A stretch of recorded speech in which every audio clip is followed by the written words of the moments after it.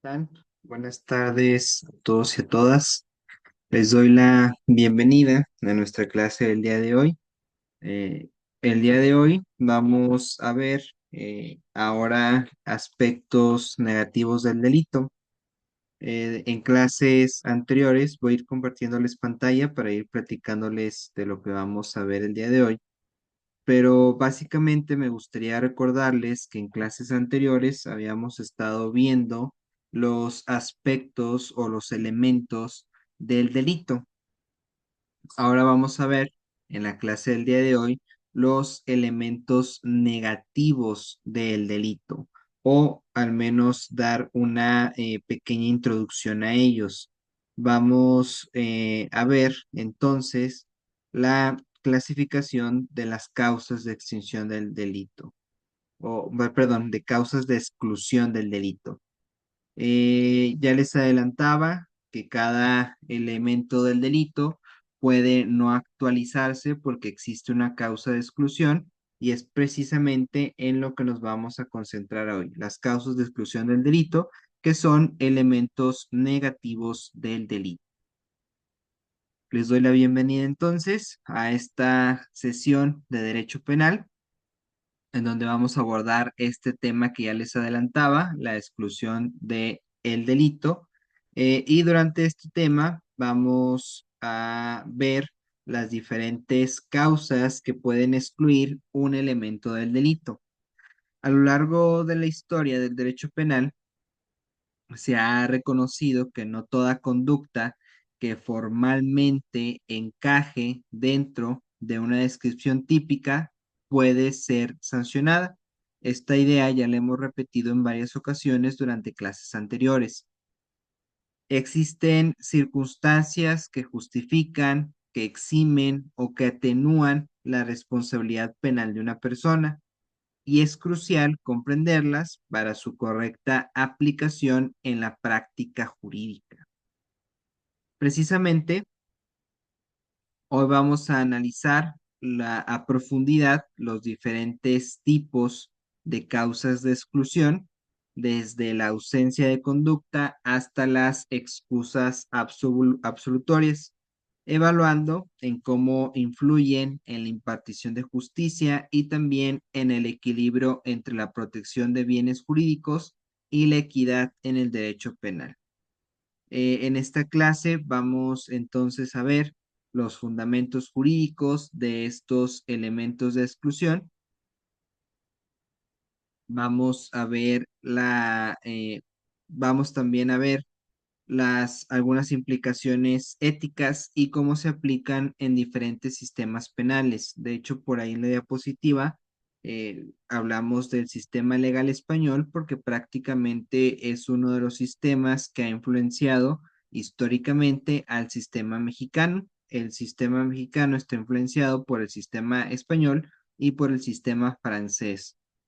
Hay otros sistemas de derecho penal, como por ejemplo el sistema alemán, que pues doctrinalmente también ha influenciado al sistema mexicano, pero hablando enfocándonos en materia procesal o en materia de derecho penal que sí se encuentra positivizado en códigos, en leyes, pues nos adherimos un poquito más al sistema español, al sistema italiano, eh, y pues al sistema francés un poco. Les había dicho que el sistema francés, pero también los franceses tienen figuras diferentes a las nuestras. Dicho esto, ya que sabemos entonces qué es lo que vamos a ver el día de hoy, que son básicamente las causas de exclusión, vamos con nuestro siguiente tema y vamos a comenzar a definir lo que son las causas de exclusión del delito. Es importante ir definiendo en qué consisten y de qué y qué es lo que son estas causas para poder comprender cada una de ellas cuando las veamos, porque ya les adelanté que vamos a ir viendo varias de estas causas de exclusión. Para entender este concepto, me gustaría comenzar con un pequeño ejemplo antes de dar por como tal una, una definición. Vamos a pensar entonces en un médico que durante una cirugía causa la muerte de un paciente. Aquí surge una pregunta. ¿Debe ser procesado penalmente? Depende de cómo actúa el médico. Supongamos que durante la cirugía, pues realizó esa operación conforme a todos sus conocimientos, conforme al protocolo establecido y el procedimiento establecido para realizar esa cirugía. En este caso, no habría ningún tipo de responsabilidad penal. ¿Por qué? Porque su actuación estaba dentro del marco legal y también dentro del marco profesional. Supongamos que hubo negligencias por parte de ese médico al momento de realizar la cirugía. En ese caso sí puede haber una responsabilidad penal porque no cumplió con el marco legal y profesional que le correspondía. Entonces, precisamente en el primer caso que les mencionaba, entran las causas de exclusión del delito. Hay una conducta, si hay una conducta, esta conducta es típica, sí, porque se ocasionó la muerte de una persona.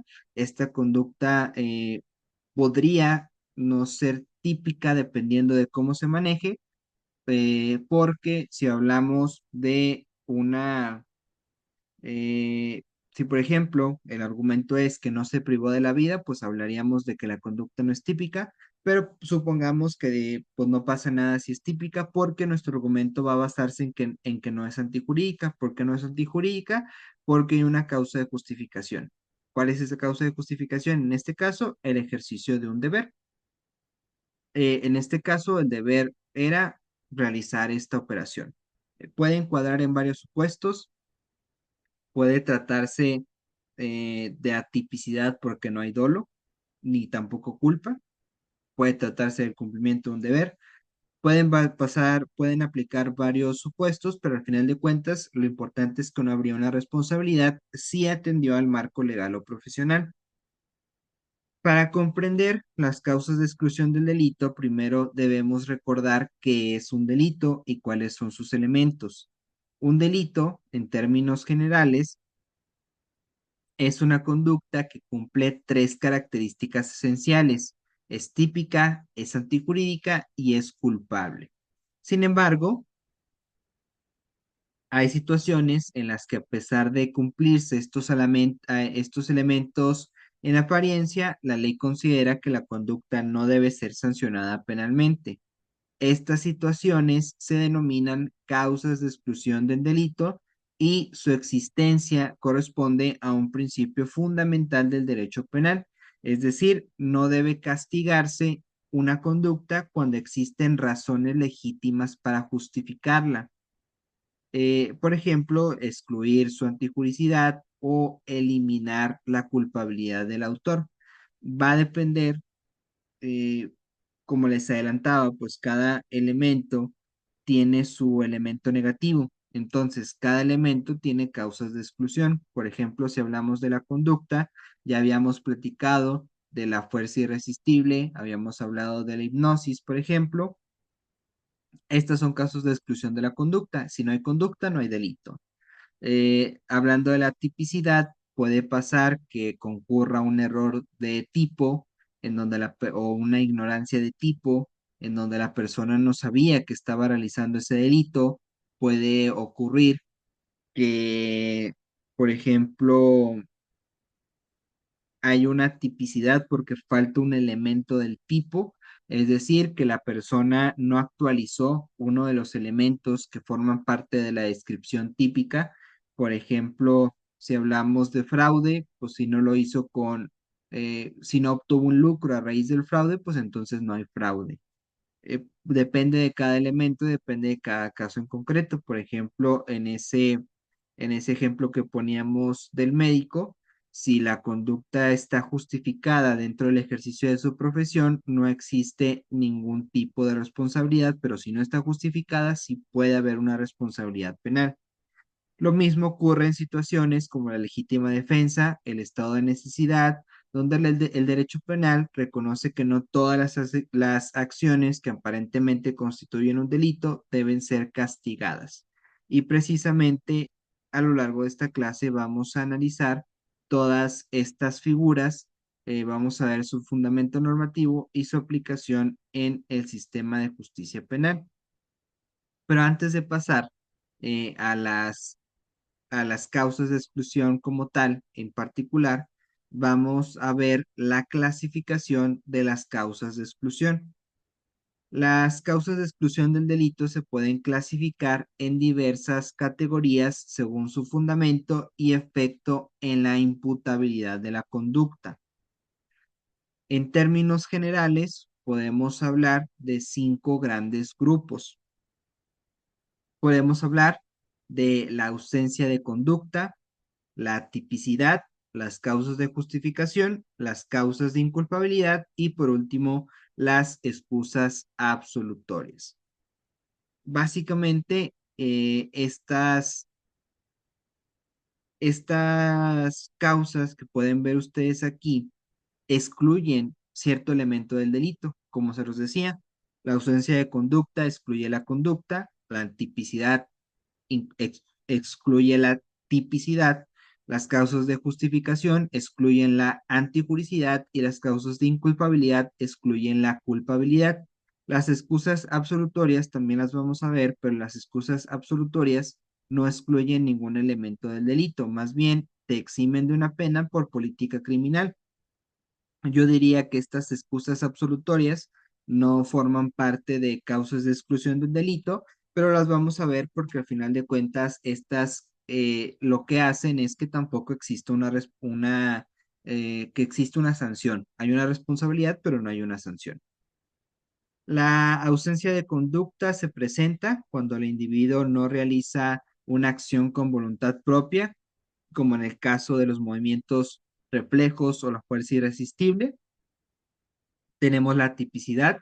La tipicidad ocurre cuando la conducta no encaja dentro de una descripción penal específica, lo que impide su sanción.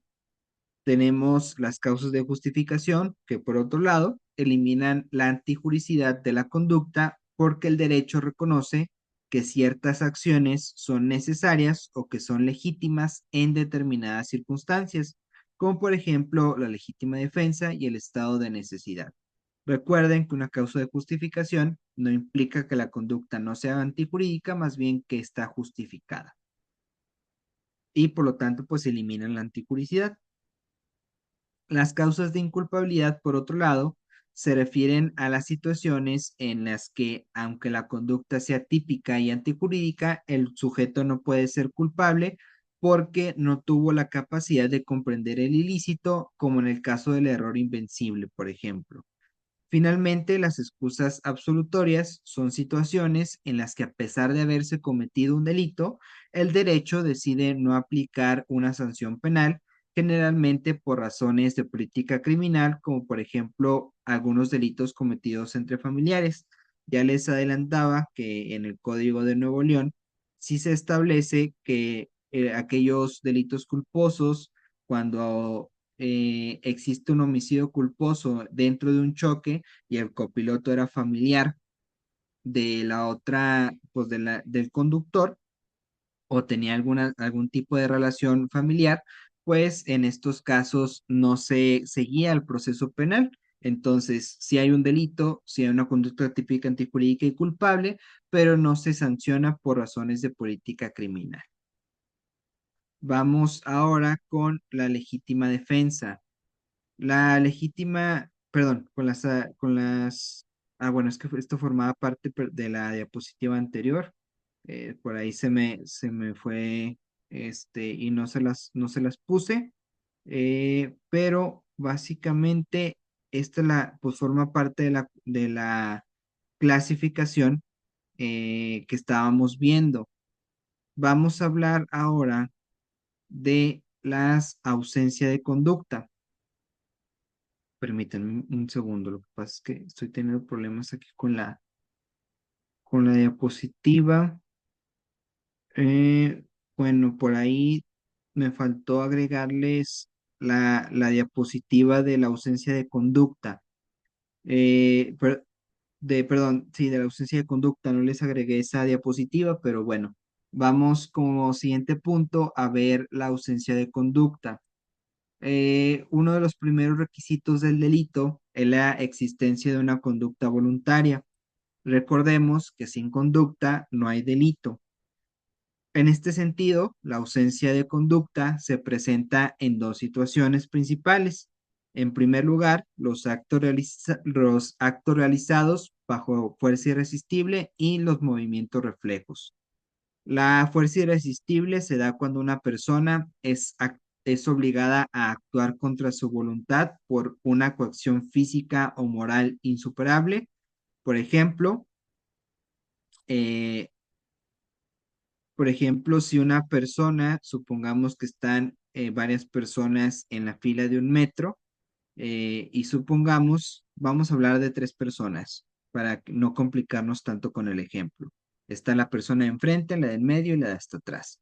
Supongamos que la persona de atrás se tropieza y con ese tropezón empuja a la persona del medio. Entonces, la persona del medio con ese empujón se hace para adelante por la fuerza que recibió en su espalda y con ello termina empujando a la persona de hasta adelante. Y en eso pasa el metro y pues pierde la vida la persona de hasta adelante. En este caso no podría haber una responsabilidad penal para ninguno de los dos, porque el primero pues se cayó y el segundo fue empujado a raíz de esa caída, entonces es una fuerza irresistible. Él no se podía resistir a ser empujado y él no podía actuar de una manera diferente porque hubo una fuerza que eso lo impidió. En los movimientos reflejos, por otro lado, el sujeto no tiene control sobre su acción. Por ejemplo, un ataque epiléptico que provoca que alguien golpee involuntariamente a una persona. En ambos casos, la falta de voluntad impide que se configure el delito.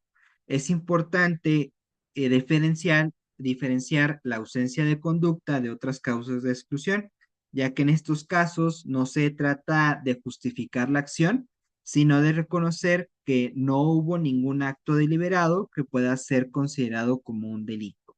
Es decir, de plano no hay conducta, no se cumple con este elemento. Como siguiente, eh, como siguiente causa de exclusión que vamos a analizar, tenemos la tipicidad. La tipicidad ocurre cuando una conducta, aunque puede parecer lícita eh, o ilícita, no se encuentra tipificada en la ley penal. Eh, El principio de legalidad está relacionado con esta atipicidad, ya que establece que nadie puede ser sancionado por una conducta que no esté expresamente contemplado en el Código Penal. Un ejemplo podría ser cuando alguien realiza amenazas con hacerle brujería a otra persona bajo cierta interpretación, aunque pueda generar miedo, este tipo de amenaza no está escrita en la legislación penal, por lo que no podría castigarse. Depende de cómo interpretemos la ley también, pero podría ser un ejemplo de ello. Entonces, no hay tipicidad cuando la conducta no encuadra con ningún tipo penal.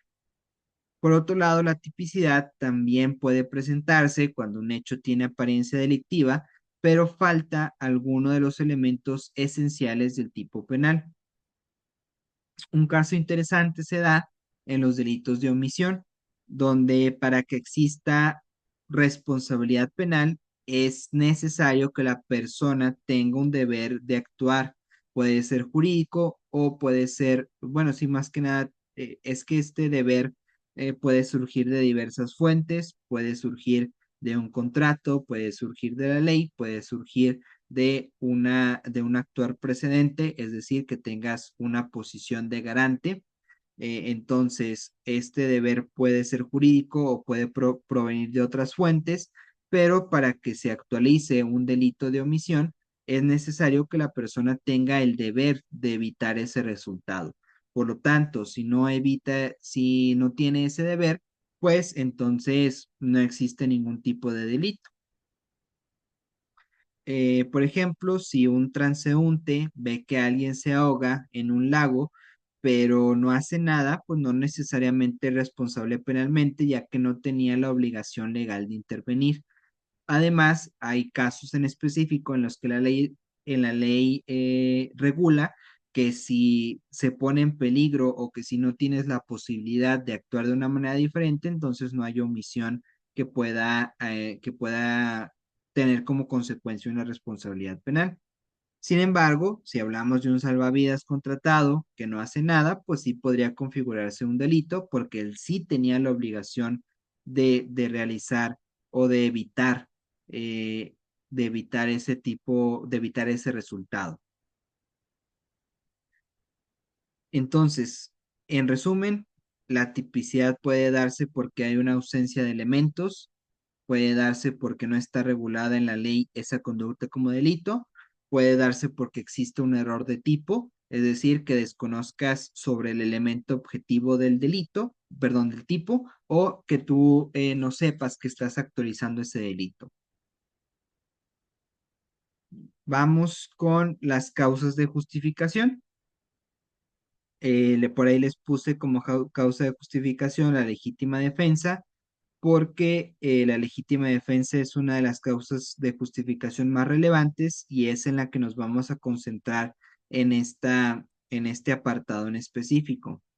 Entonces, la legítima defensa es una de las causas de justificación más relevantes en el derecho penal y se basa en la necesidad de repeler una agresión ilegítima con un medio proporcional.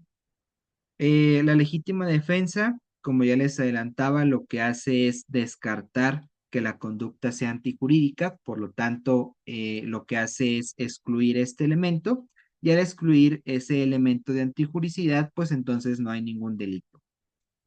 Esta legítima defensa tiene muchos requisitos. Es muy complicado alegar una legítima defensa porque se compone de muchos elementos. Entonces, cuando tú quieres alegar la existencia de una causa de exclusión del delito, básicamente te estás trasladando para ti la carga de la prueba, porque tienes que acreditar que sí existió esa causa de exclusión. Y evidentemente, pues hay cierto estándar probatorio para acreditar esa causa de exclusión. Eh, También depende de la etapa en la que te encuentres. Si, por ejemplo, estás en una etapa inicial del proceso, pues basta con que, bueno, no basta, más bien es más complicado porque el hecho de que exista una causa de exclusión tiene que ser más probable que se haya cometido el delito. Y ya si llegamos a un juicio oral, por ejemplo, pues basta con que exista una alta probabilidad y por el cambio la fiscalía tiene un estándar más alto para tener que probar la responsabilidad. Pero bueno, eso ya son temas probatorios. Aquí lo que me gustaría que con lo que se queden, pues es eso, que la legítima defensa se tiene que acreditar y que tiene muchos elementos. Entonces, para que se configure una legítima defensa, debe existir una agresión ilegítima, actual o inminente, es decir, te tienen que estar agrediendo sin ningún derecho y que esa agresión sea actual, o sea, que esté pasando en ese momento o que no haya duda que vaya a pasar. Por otro lado, la respuesta defensiva debe ser proporcional, es decir, debe ser proporcional a la agresión que estás recibiendo. Eh, por ejemplo, sería desproporcional si la persona te está atacando con sus puños y luego tú sacas una pistola y le disparas. Aunque también hay otro elemento de la legítima defensa que dice que tiene que ser a través de los medios menos lesivos posibles.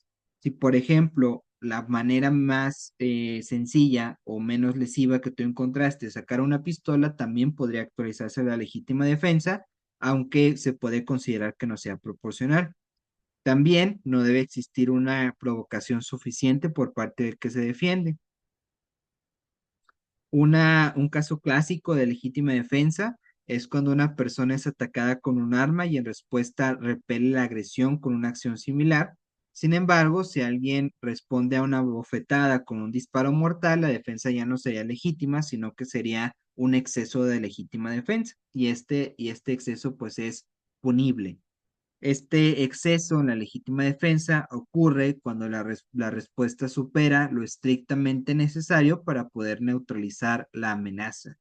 que al final de cuentas ese es otro de los elementos, que la defensa debe de cesar o la agresión debe de cesar cuando, o más bien, que el límite es que la obligación, que la, que la agresión cese, que ya no haya ninguna amenaza. Es decir, si la persona te estaba golpeando y tú te defendiste, al momento en el que ya te dejó de golpear por esa defensa, ahí es donde ya debe de cesar tu conducta. Si continúas tú golpeándolo o haciéndole algo, pues ya es un exceso y ya puede ser punible. Vamos con nuestra siguiente diapositiva, que es el estado de necesidad.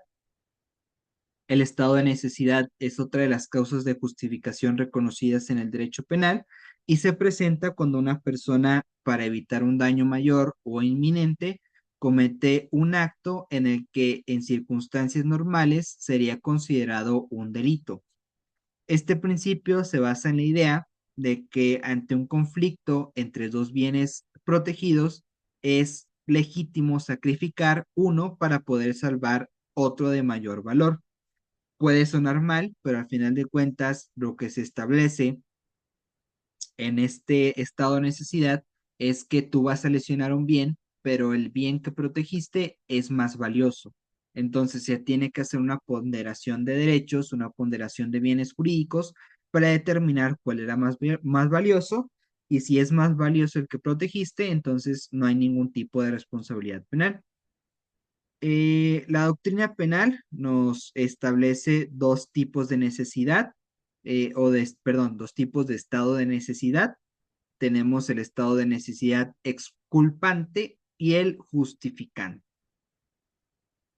En el estado de necesidad justificante, el bien sacrificado tiene un valor menor o igual al bien protegido. Por ejemplo, como cuando un rescatista rompe la puerta de un vehículo para poder salvar a un niño atrapado. Este es el justificante. Recuerden, el bien tiene un valor menor o igual al bien protegido. En este ejemplo que les pongo, yo creo que evidentemente tiene un valor menor porque estamos hablando de la vida en contra del patrimonio. La vida es mucho más valiosa. En el estado de necesidad exculpante, aunque el bien sacrificado pueda tener el mismo o incluso el mayor valor, se entiende que la persona actuó bajo una presión extrema, como en el caso de quien roba comida para alimentar a su familia en una situación de hambruna.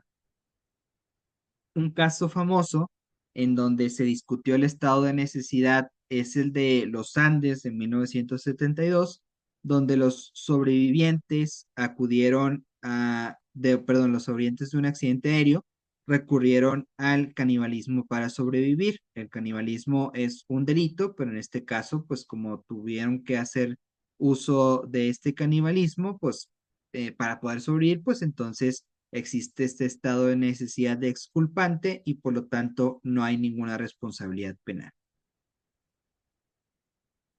Por otro lado, tenemos el error invencible y también el miedo grave, que el miedo también podría entrar dentro de un estado de necesidad bajo ciertas interpretaciones, pero vamos a verlo como un tema aparte. El error invencible y el miedo grave son causas de inculpabilidad que eliminan la responsabilidad penal del individuo debido a la falta de capacidad de comprender el carácter ilícito de su conducta o a una coacción emocional externa.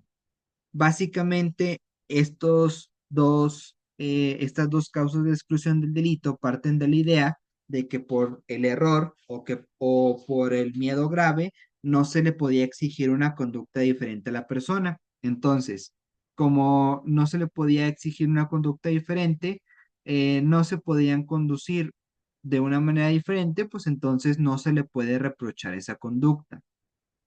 En primer lugar, el error invencible ocurre cuando una persona comete un acto ilícito bajo una creencia errónea que no pudo evitar incluso con la debida diligencia.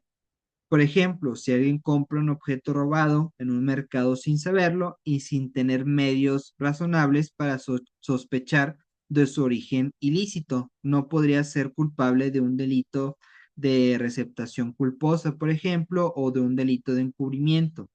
¿Por qué? Porque la persona compró un objeto en el mercado, no tenía forma de saber que ese objeto era robado, pues yo creo que es muy complicado para nosotros saber cuando un objeto es robado o no, porque pues no es lo primero que preguntas al momento de comprarlo.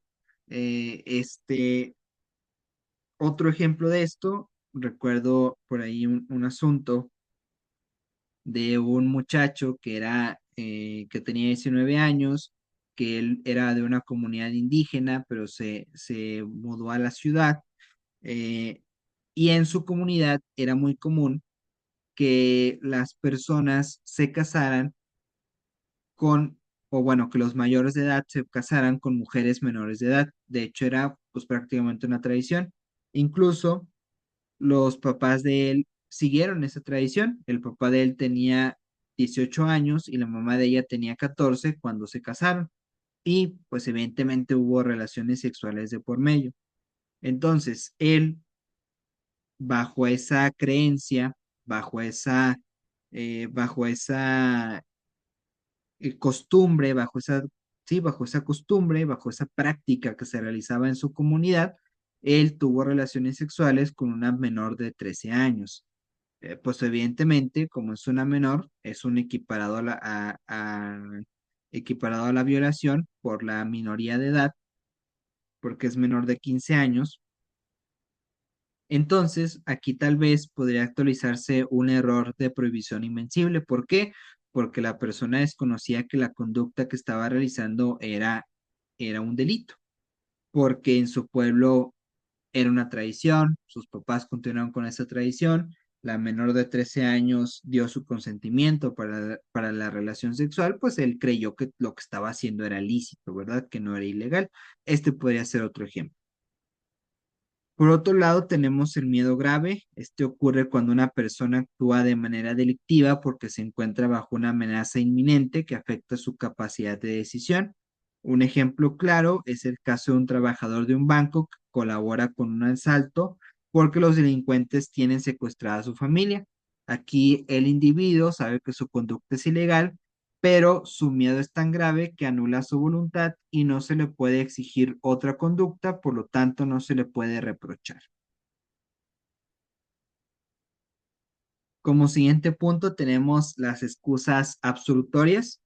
Las excusas absolutorias son situaciones en las que aunque una persona haya cometido un delito, el legislador ha decidido no imponer una pena por razones de política criminal. Generalmente están relacionadas con la protección de la familia, la confianza o el interés social. Un ejemplo típico de excusa absolutoria es el de los delitos cometidos entre parientes cercanos, como cuando una persona roba dinero de su padre o de su hijo sin violencia. El derecho penal reconoce que castigar estos actos podría generar más daño del que se pretende evitar, pues la intervención del Estado en conflictos familiares muchas veces puede resultar contraproducente. De hecho, también para eso están creados los delitos de querella, porque hay ocasiones en que la persona ve más conveniente no ejercitar este derecho de querella, y además pues se trata de derechos disponibles para ellos, es decir, son derechos de los cuales ellos pueden disponer. Entonces, en este caso, en este tipo de delitos en los que hay excusas absolutorias, pues únicamente radica sobre derechos que pueden ser disponibles o sobre asuntos que el legislador estima pues que no es necesaria una persecución penal. Eh, Otro caso puede ser el del arrepentimiento activo en ciertos delitos, donde el delincuente evita la pena al reparar el daño antes de que el delito pueda producir consecuencias graves. Sin embargo, no debemos de confundir las excusas absolutorias con las causas de justificación o de inculpabilidad. Aquí el delito sí existe, pero se decide no aplicar una sanción, que esto ya se los decía desde el inicio de la clase. Si hay una conducta típica, antijurídica y culpable, pero no se sanciona. Esto evidentemente genera debates sobre si en algunos casos se protege demasiado a ciertos infractores, sobre si deben de establecerse ciertos límites más estrictos, pero pues al final de cuentas estas excusas absolutorias pues se encuentran reguladas en los códigos y deben de ser aplicadas de manera obligatoria porque pues forman parte de la ley. Ya para ir cerrando con esta clase del día de hoy, vamos a cerrar con esta pequeña reflexión final. A lo largo de esta sesión hemos analizado las distintas causas de exclusión del delito, comprendiendo cómo cada una de ellas afecta la configuración de la responsabilidad penal y su aplicación en la práctica. Hemos visto que la ausencia de conducta impide considerar un acto como delito, que la tipicidad deja fuera aquellas acciones que no encajan en el tipo penal, que las causas de justificación validan ciertos actos cuando están respaldados por el derecho, que las causas de inculpabilidad eliminan la culpabilidad cuando la persona no puede comprender o evitar la ilicitud de su conducta, y que las causas absolutorias establecen excepciones basadas en criterios de política criminal. Básicamente, con este comentario final, vamos a concluir la clase del día de hoy. Recuerden que si les quedó alguna duda sobre lo que vimos en clase o sobre la actividad de esta semana, ustedes pueden contactarme por medio de la plataforma y por ese medio puedo ayudarles a resolver cualquier duda que ustedes tengan. Dicho esto, les agradezco mucho su atención y nos estaremos viendo en una próxima clase. Muchas gracias.